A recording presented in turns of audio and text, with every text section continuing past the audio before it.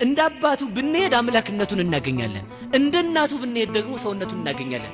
በሰውነቱም ፍጹም ነው፣ በአምላክነቱም ፍጹም ነው። ይህን በማን እናውቃለን ከተባለ በድንግል ማርያም። ክርስቶስ ፍጹም ሰው አልሆነም አያሰኝም። ለምን? ሔዋን አዳም ያለ እናት ሲያስገኛት ሔዋን ከአዳም ስለተገኘች ሔዋን ጎደሎ እንደማትባል ክርስቶስ ከመቤታችን ያለ አባት ሲወለድ ሰው ሲሆን ክርስቶስ ባህሪው ጎደለበት አያሰኝም። ፍጹም ምንድነው? ፍጹም ሰው እንለዋለን። የአብ ልጅ ፈጣሪ ነው ኢየሱስ ክርስቶስ ፈጣሪ ነው ብሎ የሚያምን ሰው ሲመጣ የድንግል ማርያም እንጂ ድንግል ማርያምንም ወላዲተ እግዚአብሔር ብለህ እመን እንላለን ማለት ነው። ንስጥሮስ ሲመጣ ያን ብለን ነው የምንመልስለት። ለምን?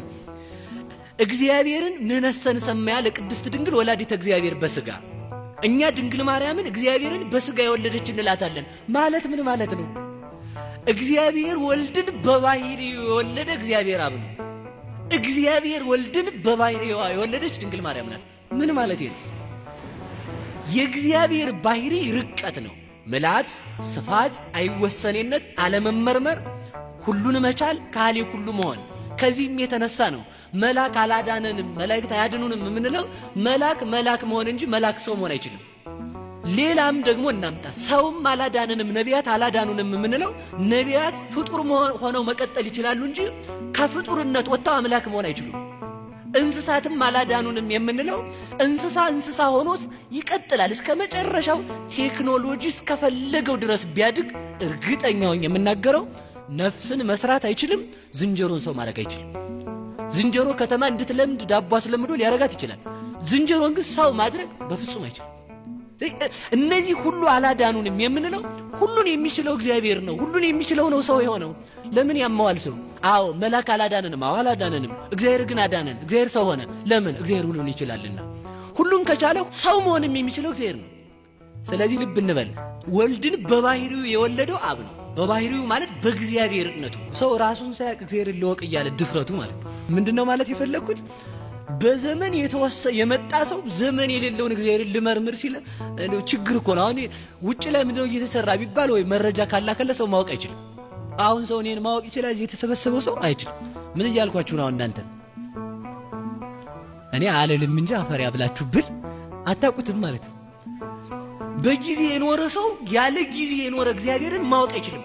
ያ የማይታወቅ የማይመረመር ልጅ ያለው በባህሪው የወለደው እግዚአብሔር ብቻ ነው። ልብ እንበል። በባህሪዋ የወለደችው ደግሞ ድንግል ናት። ምን ማለቴ ነው? በባህሪዋ የወለደችው ስል ድንግል ማርያም ሰው ናት። የድንግል ማርያም ስጋ ይጨበጣል፣ ይያዛል፣ ይዳሰሳል፣ ይታያል፣ ግዙፍ ነው። በባህሪዋ የወለደችው ማለት ድንግል ማርያም እግዚአብሔርን በመለኮቱ ሳይሆን የወለደችው በሰውነቱ ነው። ማለት ምን ማለት ነው? ሩቅ መለኮትን ብቻ የወለደች ሳይሆን መለኮትን በስጋ ተዋህዶ ነው የወለደችው። ድንግል ማርያም ለእግዚአብሔር ወልድ የባህሪ እናቱ ናት። እንዴት ሊል ነው ሰውየው። እንግዲህ እንዴት ሲለኝ ጥያቄ የማቴዎስ ወንጌል ምዕራፍ 3 ላይ በዮርዳኖስ ሲጠመቅ ይህ ልጄ ነው ያለው ወይንስ እነዚህ ልጆቼ ናቸው ነው ያለው? ወይንስ በዚህ ላይ ያደረው ልጄ ነው ያለው? ይሄ ልጄ ነው አለ። ማንን? ስጋን ራሱን ማለት ነው። ለምን? ስጋ ማን ስለሆነ? መለኮት ከስጋ ጋር ሲዋሃድ ስጋ ቃለ አብ ወቃለ መንፈስ ቅዱስ ሆኗልና ስጋ አምላክ ስለሆነ ያ ስጋ የአብ ቃል ነው። ያ ስጋ ከድንግል ማርያም ስጋን የተነሳው ያ ስጋ አካላዊ ቃል ሲዋሃደው ምን ሆኗል ማለት ነው? አምላክ ሆኗል። ስለዚህ በባህሪዋ ወለደችው። የባህሪ ልጅ ያለው እግዚአብሔር አብ ነው። የባህሪ ልጅ ያላት ድንግል ማርያም ናት። ዘመን የማይወስነው ልጅ ያለው እግዚአብሔር አብ ነው።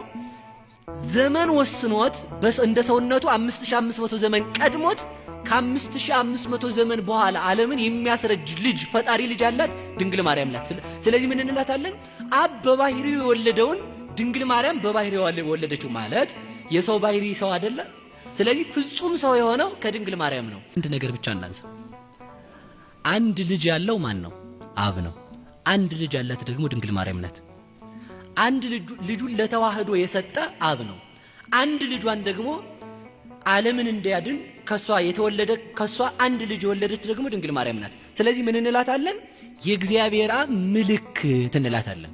ምልክትነቷ በምንድን ነው ከተባለ አሁን ሰው ብቻውን መውለድ ይችላል? ብቻውን መውለድ አይችልም። ብቻውን የወለደ ማን ነው? አሁን እንዴት ድንግል ማርያም ብቻዋን ትወልዳለች የሚል ሰው ሲነሳ ምን ብለን እንመልሳለን መሰላችሁ? እንግዳውስ እግዚአብሔር ለምን ብቻውን ወለደው ብለን እንመልሳለን። ይኸው ብቻዋን በመውለዷ ብቻውን የወለደ አብን ሰበከችው ማለት ነው። አያችሁ፣ እሷ ብቻዋን ነው የወለደችው። እንዴት ብቻዋን ወለደች ከተባለ እንግዲህ አብ ብቻውን የወለደው ማነጻጸር ግን አይደለም። ሰዎቹ ሊመስላቸው ይችላል። ህሊና ያልጠራ ሰው እንደዚያ ነው የሚያየው። ስለዚህ አብ ብቻውን እንደወለደው ድንግል ማርያምን ብቻዋን ወለደችው። ከአብ ተመልከቱ ያለ ሕማም እንደተወለደ ከድንግል ማርያምም ያለ ሕማም ተወለደ። ከአብ ያለ ዘር እንደተወለደ ከድንግል ማርያምም ያለ ዘር ተወለደ። ሴቶች ሲወልዱ በዘር ነው የሚወልዱት። እሷ ግን ያለ ዘር በመጽነሷ ምክንያት ሴቶች ሲወልዱ የሚሰማቸው ሕመም ሳይሰማት ወለደችው። እሱ ደግሞ ሕፃናት ሲወለዱ የሚሰማቸው ሕመም ሳይሰማው ተወለደ ማለት ነው። ስለዚህ ምን እንላታለን? የተዋህዷችን ምልክት፣ የአብ መታወቂያ ብለን እንጠራታለን።